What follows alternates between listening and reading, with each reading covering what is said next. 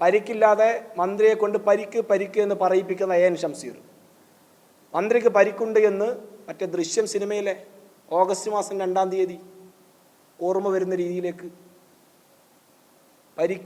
പരിക്ക് എന്ന് പറഞ്ഞ് അഡ്മിറ്റ് ചെയ്യാനുള്ള സംവിധാനം ഉണ്ടാക്കാം, അഡ്മിറ്റ് ചെയ്യാം എന്ന് പറയുന്നത് ഡോക്ടർ എൻ ഷംസീറാണ്. സ്പീക്കർ എന്ന് മുതലാണ് വൈദ്യശാസ്ത്രത്തിൽ ബിരുദം എടുത്തത്. ആ രീതിയിലേക്ക് ഈ ഗൂഢാലോചന മുഖ്യമന്ത്രിയുടെ നിർദ്ദേശപ്രകാരം നടപ്പിലാക്കിയ എൻ ഷംസീർ ഇതിന് മറുപടി പറഞ്ഞേ പറ്റൂ.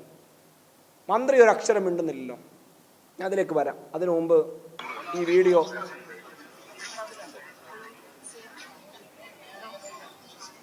സ്റ്റേഷനിലോട്ട് കയറുമ്പോൾ ആദ്യം കുറച്ചുപേര് നടന്നു വന്നിട്ട് അവിടെ ഒന്നും തൊള്ളുണ്ടായി. ഇപ്പൊ പക്ഷെ ഞാൻ നടന്നു വന്നപ്പോ എനിക്ക് കഴിച്ചാൽ അത് 2 വിഭാഗക്കാര് വന്നു. അത് കഴിഞ്ഞിട്ട് ഞാൻ വെറുതെ നടന്നു വരുമ്പോഴാണ് എനിക്ക് കഴുത്തിന്റെ ഇവിടെ നല്ല പെയിൻ ഉണ്ട്.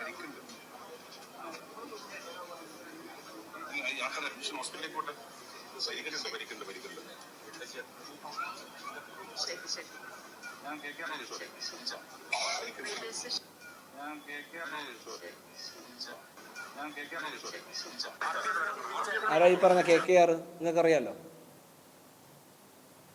KKRനോട് വിളിച്ചു പറഞ്ഞിട്ട് അഡ്മിഷൻ വേണമെന്ന് തീരുമാനിക്കാൻ ഈ പറഞ്ഞ സ്പീക്കർ എൻ ഷംസീർ ആരാ? ഈ പറഞ്ഞ കാര്യങ്ങൾ നിങ്ങളെല്ലാം വ്യക്തമായി കേട്ടതാണ്. മന്ത്രി പറയുന്നതും വന്നു.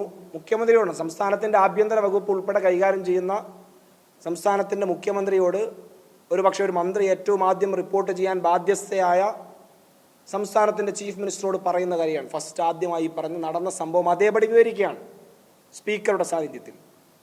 എന്നിട്ട് ഈ പറഞ്ഞ FIR മൊഴിയായി രേഖപ്പെടുത്തി എഴുതി വച്ചിരിക്കുന്ന എന്താണ്? 1 മുതൽ 5 കൂടിയ KSU പ്രവർത്തകരായ പ്രതികൾ റെയിൽവേ സ്റ്റേഷനിൽ അതിക്രമിച്ചു കയറി കരിങ്കൊടി കാണിച്ച് മന്ത്രിക്കെതിരെ മുദ്രാവാക്യം വിളിച്ചും കൊല്ലടാ എന്ന് ആക്രോശിച്ചുകൊണ്ട്. ഈ കൊല്ലടാ എന്ന് ആക്രോശിച്ചുകൊണ്ട് എന്ന പദത്തിനൊരു പ്രത്യേകതയുണ്ട്. അത്യാവശ്യം നിയമം പഠിച്ചിട്ടുള്ള ആളുകൾക്കറിയാം. അങ്ങനെ ഒരു പദം മൊഴിയിലുണ്ടെങ്കിൽ ജാമ്യമില്ലാത്ത വകുപ്പ് ചേർക്കണമെന്നാണ്. ആ കൊല്ലടാ എന്ന് ആക്രോശിച്ചുകൊണ്ട് ആയുധം ഉപയോഗിച്ച് മന്ത്രിക്കേറെ ചാടി വീണു. ഈ പറഞ്ഞ എന്തായുധം, ഏതായുധമെന്ന് ഇതുവരെയും ഒരു വ്യക്തതയുമില്ല. ചാടി വീണ് കഴുത്തിന് ആക്രമിച്ചു മന്ത്രിയുടെ. തടയാൻ ശ്രമിച്ച പരാതിക്കാരനെ കൈകൊണ്ട് അടിക്കുകയും തടഞ്ഞു വെക്കുകയും ചെയ്തു. ഈ തടയാൻ ശ്രമിച്ച പരാതിക്കാരൻ എന്ന് പറയുന്നത് ആരാ? മന്ത്രിയുടെ ഗൺമാൻ അഭിലാഷിനെ അടിച്ചു എന്നാണ് പറയുന്നത്. മന്ത്രിക്ക് അന്നേരം ബോധ്യപ്പെട്ടിട്ടില്ലേ? ഈ പറഞ്ഞ 1-ാമത്തെ പ്ലാറ്റ്ഫോമിൽ നിന്ന് 3-ാമത്തെ പ്ലാറ്റ്ഫോമിൽ എത്തുന്നതിനിടയിലും ഗൺമാൻ പറഞ്ഞില്ലേ, ഇതാ എന്നെ അടിച്ചിട്ടുണ്ട്, മന്ത്രിയെ മാത്രമല്ല എന്നെ അടിച്ചിട്ടുണ്ട് എന്ന്. ഇത് പിന്നീട് തയ്യാറാക്കിയ അതിൻ്റെ കഥയുടെ പൂർണ്ണ രൂപമാണ് FIR രൂപത്തിൽ പുറത്തു വന്നത്. ഏതെങ്കിലും തരത്തിൽ ഒരു FIR എന്ന് പറഞ്ഞ് ഇതിനെ നമുക്ക് തള്ളിക്കളയാൻ കഴിയില്ല. ഇതിലുണ്ട് വളരെ ഗുരുതരമായ ചില പൊരുത്തക്കേടുകൾ.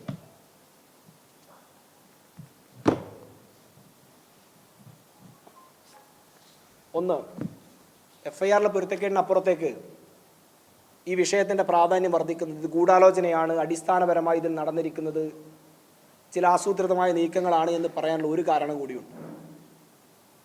നിങ്ങളെല്ലാവരും കണ്ടതാണ് FIR നിങ്ങൾക്ക് എപ്പോഴാണ് കിട്ടുന്നത്.